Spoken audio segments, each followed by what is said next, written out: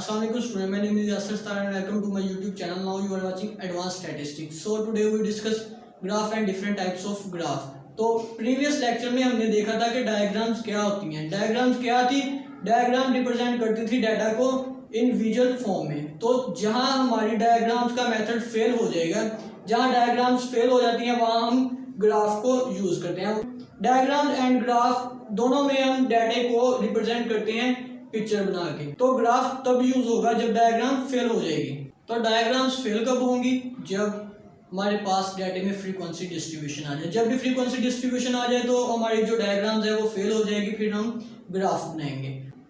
तो ग्राफ की डेफिनेशन मैंने लिख दिया. Graph present data in a simple, clear and effective manner, facilitate comparison between two और more than two statistical series. तो ग्राफ की फर्दर टू टाइप्स हैं. There are two types of graph, graph of time series और histogram. इसे graph of time series को हम histogram भी कहते हैं. एंड सेकंड टाइप है ग्राफ ऑफ फ्रीक्वेंसी डिस्ट्रीब्यूशन. जो ग्राफ हम फ्रीक्वेंसी से बनाएंगे वो हमारा फ्रीक्वेंसी डिस्ट्रीब्यूशन का ग्राफ होगा. तो इसकी फर्दर मोर टाइप्स हैं, वो हम बाद में डिस्कस करेंगे. तो इसकी फर्स्ट टाइप पहले देखते हैं, ग्राफ ऑफ टाइम सीरीज और हिस्टोग्राम. तो अब है हमारे पास ग्राफ ऑफ टाइम सीरीज और histogram. First type of graph. तो हिस्टोग्राम हम कब यूज करते हैं? जब हमने दो वैल्यूज के दरमियान फर्क करना होता है, मतलब दो वैल्यूज के दरमियान जब कंपैरिजन करें तो ग्राफ ऑफ टाइम सीरीज को यूज करेंगे. तो इसकी डेफिनेशन देखते हैं. ग्राफ ऑफ टाइम सीरीज और histogram, a curve showing changes in the value of one or more item from one period of time to the next is known as the graph of time series. मतलब दो values के दरमियान जब हम difference देखेंगे, उनके दरमियान comparison करेंगे तो वो ग्राफ ऑफ टाइम सीरीज को हम यूज करेंगे. तो अब एग्जांपल देखते हैं the graph of time series और हिस्टोग्राम की. The number of cars produced in Germany during the year 1929 to 1933. मतलब 1929 से 1933 के दरमियान जो जर्मनी ने कार प्रोड्यूस्ड की है वो हमें बता दी गई है. इसको सिंपल हमने ग्राफ बना के प्रेजेंट करना है. तो कैसे करेंगे? एक्स एक्सिस पर हम ईयर लेंगे. सबसे पहले एक्स एक्सिस पर ईयर लेंगे जो उसने हमें बता दिया है 1929 से 1933 तक है. तो जो वाई एक्सिस है, वाई एक्सिस पे हम कार लेते हैं, कितनी उन्होंने कार जो हर साल में प्रोड्यूस्ड की हैं. तो 1929 में कितनी कार प्रोड्यूस की? 98. तो 98 पर मैंने डॉट लगा दिया. इसी तरह 1930 पे देखा कितनी कार्स थी?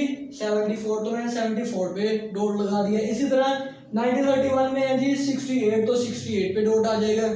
इसी तरह मैंने सबके पहले डॉट्स लगा दिए और फिर एक लाइन को सब डॉट्स के साथ मिला दिया. तो ये अब हमारा हिस्टोग्राम बन गया. इस तरह हम किसी भी दो या दो से ज्यादा वैल्यू के दरमियान कंपैरिजन कर सकते हैं, डिफरेंस फाइंड कर सकते हैं हिस्टोग्राम के जरिए.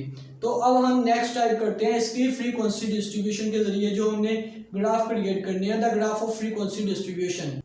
सो now we discuss second type of graph, graph of frequency distribution. जो भी ग्राफ हम फ्रीक्वेंसी से बनाएंगे वो हमारा फ्रीक्वेंसी डिस्ट्रीब्यूशन का ग्राफ होगा, ग्राफ ऑफ फ्रीक्वेंसी डिस्ट्रीब्यूशन.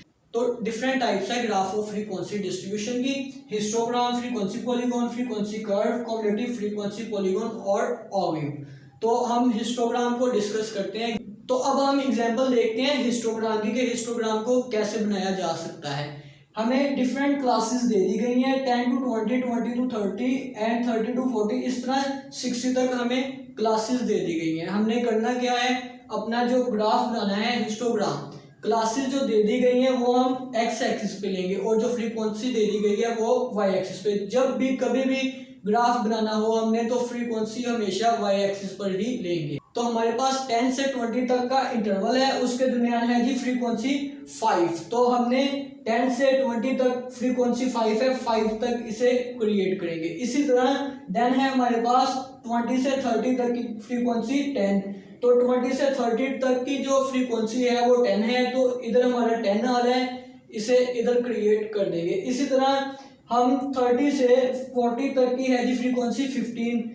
तो 30 से 40 तक जो फ्रीक्वेंसी है 15, तो इसे 50 पर क्रिएट कर देंगे. इसी तरह 40 से 50 तक है जी 8. तो मैंने इसे 8 पर क्रिएट कर दिया. इसी तरह लास्ट को. तो ये हमारा हिस्टोग्राम बन गया. अब हम करते हैं फ्रीक्वेंसी पॉलीगॉन.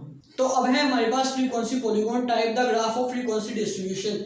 तो frequency polygon, the graph which is constructed by plotting the point xi fi, where xi is the class mark of the ith class and fi is the corresponding frequency।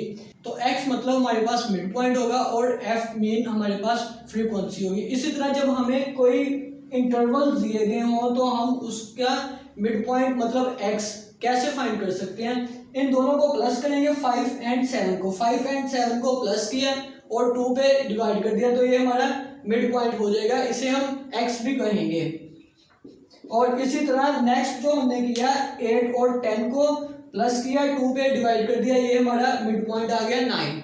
इसी तरह 11 और 13 को plus करेंगे 12 आ जाएगा, 14 16 को plus करेंगे और 2 पे डिवाइड करेंगे 15 आ जाएगा, इसी तरह इसको करेंगे तो 18 आ जाएगा। तो फ्रीक्वेंसी पॉलीगॉन में हमारा जो एक्स एक्सिस होता है ये होता है मिड पॉइंट और ये होता है हमारा वाई एक्सिस। वाई एक्सिस पे हमारे पास होगा फ्रीक्वेंसी। तो हम करेंगे ये हमने मिड पॉइंट निकाले हैं 6 9 12 15 18। तो जो हमारी फ्रीक्वेंसी है मतलब 6 पे हमारी फ्रीक्वेंसी है 3, तो ये मैंने 3 पर डॉट लगा दिया। इसी तरह 9 पे हमारी फ्रीक्वेंसी है 5, तो ये 5 पे आ गया। इसी तरह 12 पे है 8 फ्रीक्वेंसी, तो फ्रीक्वेंसी 8 पे मैंने डॉट लगा दिया। इसी तरह इन सब डॉट मैंने लगा दिए। फ्रीक्वेंसी पॉलीगॉन का ग्राफ एक्स एक्सिस से स्टार्ट होता है और एक्स एक्सिस पर ही खत्म होता है। हमारा 6 पर था पॉइंट जो था फ्रीक्वेंसी 3, तो 3 पर डॉट लगाया, लेकिन मैंने आपसे बोला है कि हमारा जो ग्राफ होगा फ्रीक्वेंसी पॉलीगॉन का वो एक्स एक्सिस से स्टार्ट होगा। तो हम करेंगे ये कि एक्स एक्सिस से ही लाइन ड्रॉ करेंगे, सारे पॉइंट लगाए और एक्स एक्सिस से ही लाइन ड्रॉ की, सारे पॉइंट को मिलाया और एक्स एक्सिस पर ही खत्म कर दी, तो ये हमारा फ्रीक्वेंसी पॉलीगॉन हो जाएगा। तो अब है हमारे पास frequency curve. Type the graph of frequency distribution. Frequency curve. When a frequency polygon or a histogram constructed over class intervals made sufficiently small for a large number of observation. Frequency curve के अंदर हमारी जो observation होती है वो काफ़ी large होती है और जो हमारे class interval होते हैं sufficiently उसे हम small कर देते हैं। तो इसी तरह जब histogram और frequency polygon को हम combine कर दें तो हमें frequency curve का ग्राफ मिलता है। तो अब है हमारे पास type the graph of frequency distribution, cumulative frequency polygon और ऑगिव। कॉम्युलेटिव फ्रीक्वेंसी पॉलीगॉन जिसे हम ऑगिव भी कहते हैं।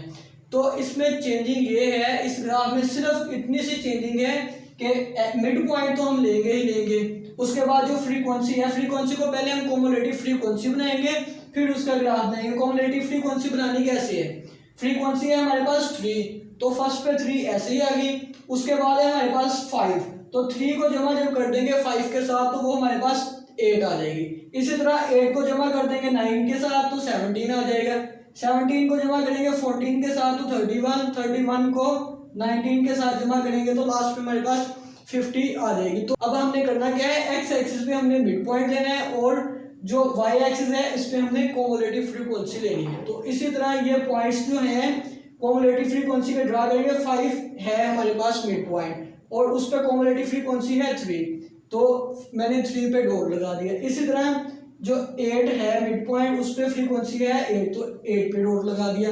इस तरह मैंने सारे डॉट्स लगा दिए और फ्रीक्वेंसी पॉलीगॉन भी इसे कहते हैं। तो फ्रीक्वेंसी पॉलीगॉन का मतलब जैसे हमने फ्रीक्वेंसी पॉलीगॉन का ग्राफ बनाया था एक्स एक्सिस से उसे स्टार्ट करेंगे और एक्स एक्सिस पे ही उसे खत्म कर देंगे। तो ये था हमारे पास कॉम्युलेटिव फ्रीक्वेंसी पॉलीगॉन और ऑगिव।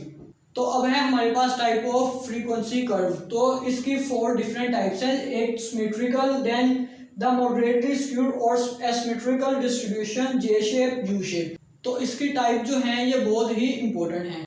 तो सिमेट्रिकल कब होगा, जब हम ग्राफ में दरमियान में एक लाइन ड्रा करें और देखें कि राइट साइड और लेफ्ट साइड दोनों साइडों पे डिस्टेंस जो है वो सेम है, दोनों साइड्स पे डिस्टेंस सेम है, तो ये ग्राफ हमारा सिमेट्रिकल होगा। इसे हम नेक्स्ट भी यूज करेंगे नॉर्मल डिस्ट्रीब्यूशन में, ये नॉर्मल डिस्ट्रीब्यूशन ही है। तो अब है हमारे पास second type the moderately skew और एसिमेट्रिकल डिस्ट्रीब्यूशन।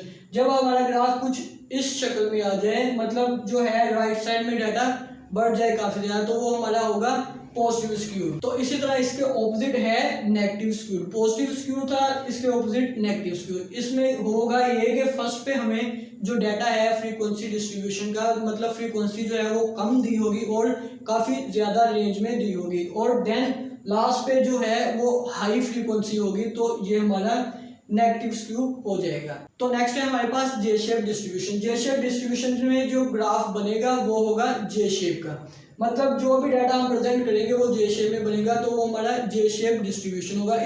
इसी तरह U shape distribution, U shape distribution में हम डाटा को रिप्रेजेंट करेंगे ग्राफ के अंदर और वो यू की तरह शेप बनाएगा, तो वो हमारा यू शेप डिस्ट्रीब्यूशन हो जाएगा। तो उम्मीद करता हूँ आप सबको समझ आई होगी। इंशाल्लाह नेक्स्ट लेक्चर में मिलेंगे, तब तक के लिए मुझे दीजिए इजाज़त। अल्लाह निगहबान।